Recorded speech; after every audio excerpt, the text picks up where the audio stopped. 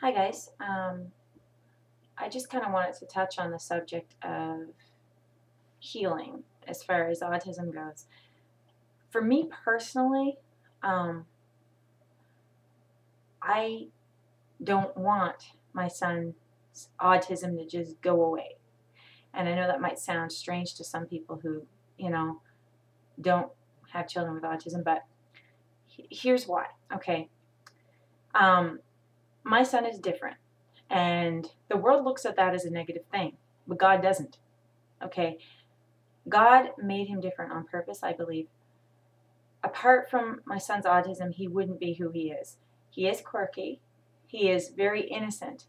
And that innocence, I believe, is because of the autism. He is very intelligent. He has savant skills.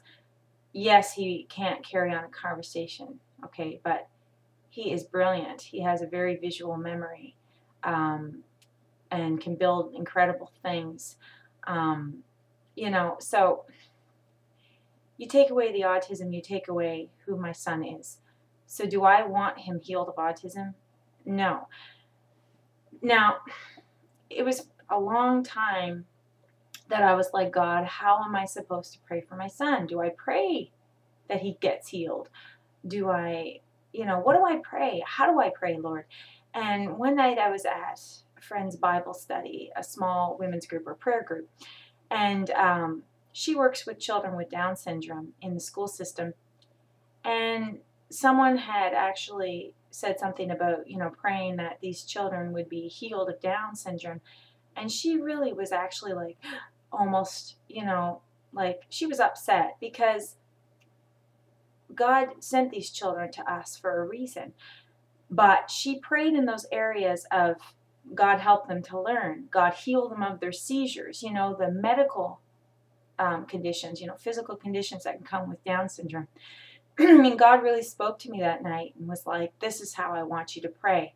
I don't want you to pray for your son to be healed, because I made him different on purpose. I set him apart. And he reminded me that I asked for a child who was different and set apart.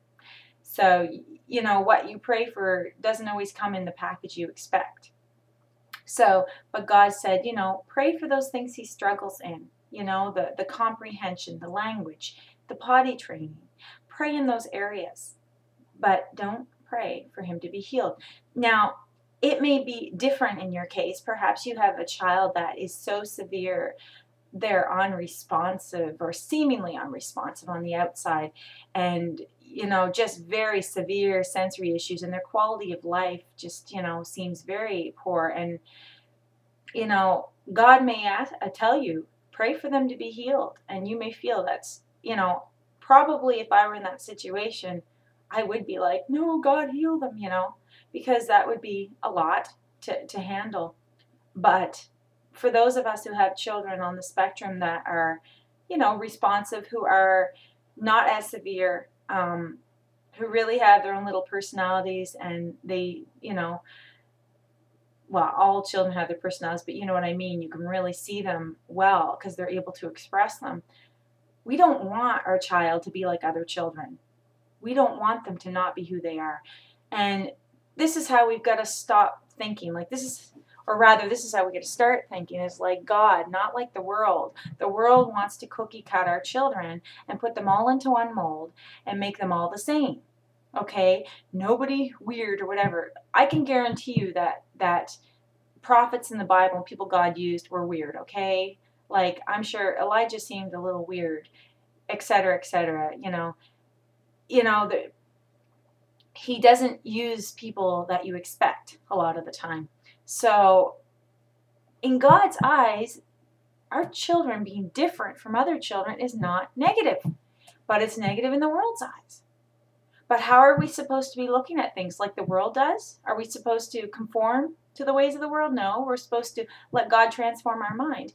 And if we look in the eternal perspective, okay, is this really negative? Is this negative to God? Or does he want to use our children mightily because they are different? So I encourage you, to just keep that in mind. That different does not mean a bad thing in God's kingdom. It's a good thing. I know it's hard for the person who is different or for the parents of the child who's different. But God has a mighty plan for them. And so I ask you all not to, you know, for me at least, like, I do not want my child's autism to go away because it is a huge part of who he is, you know, his personality. However, I do want prayer for those areas in which he struggles. Of course I do.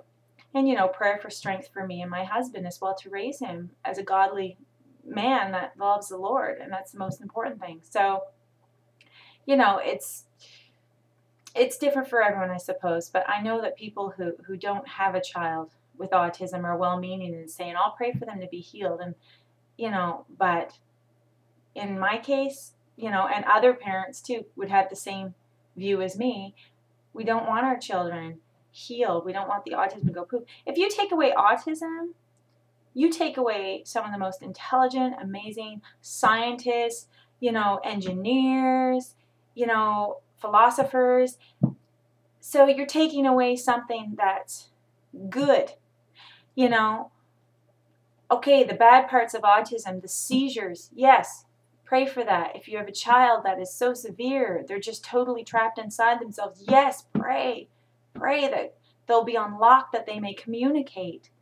But taking autism out of the world and acting as if it's always this horrible thing, when it's not, like, that doesn't make sense to me. And if God made that child different on purpose, there's a reason for that, you know? And so, yeah, that's just what I wanted to share. That's my view on that. And in our particular situation, that's how I feel. I love my son as he is.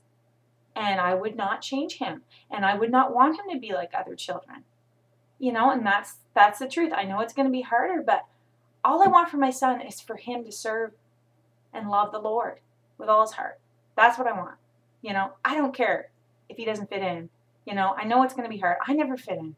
I still don't fit in. You know, I feel like an outcast most of the time.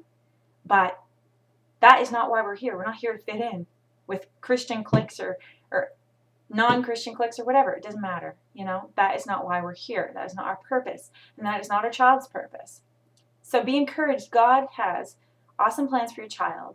And if you feel, you know, led that pray for their healing, do it, of course. And those areas that they struggle, pray, be specific with the Lord. Lord, help them in this area of their sensory issues. Help them, you know, heal that area. Heal their seizures. You know, help them to learn to speak, to understand, you know, things of that nature. But retain those amazing abilities that only can come through autism because of the way the mind is working differently. You know, that is a gift.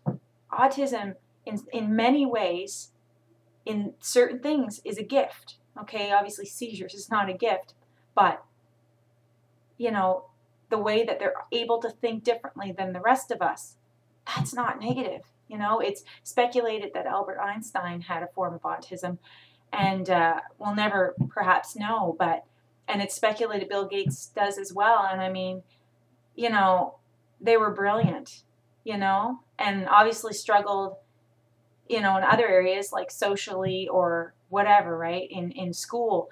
But, you know, their minds were just wow, you know. So anyways, so yeah, so I'm not praying for my son to be healed of autism. Nope, I'm not. And I know a lot of Christians would not agree with that, but I am praying that he will walk in the calling God has on his life, which I believe he will, for him to be potty trained, and also, of course, for him to carry on a conversation and for his comprehension to grow, of course, you know. But all those other things, the wonderful things that come with autism, and that he is different, no, I'm not praying that he ends up being like every other child, because God did not make him to be like every other child. So I did pray for a child different and set apart, and I got one. Have a nice day, everyone.